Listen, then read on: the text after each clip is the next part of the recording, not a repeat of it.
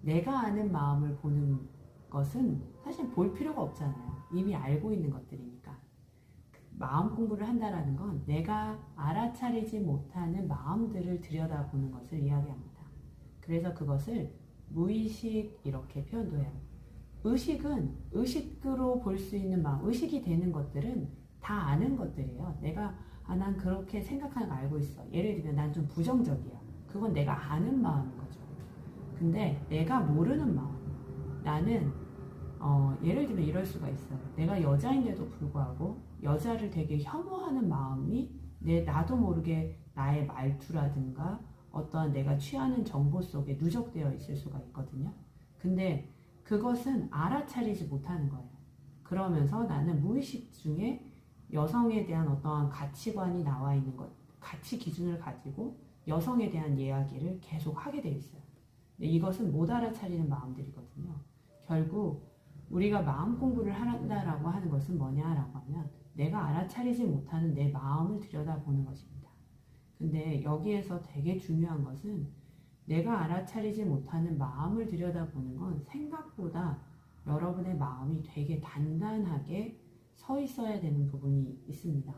그러면 마음을 단단하게 서 있게 한다는 건 무엇인가 라고 하면 진짜 내가 누구인지에 대한 명확한 것을 아는 것, 그리고 그 명확한 것에서부터 출발한 훈련들이 조금 진행이 되었을 때 저는 자신의 마음을 들여다보거나 내가 알지 못하는 무의식을 들여다보는 훈련들을 해보시는 것을 추천드려요.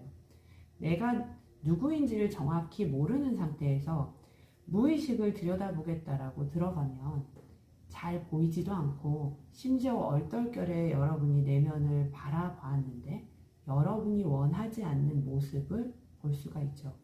그러면 그 모습 때문에 화들짝 놀라기도 하고 혹은 오히려 그 모습을 보고 여러분 스스로가 자기 부정에 빠져버리는 경우도 많습니다.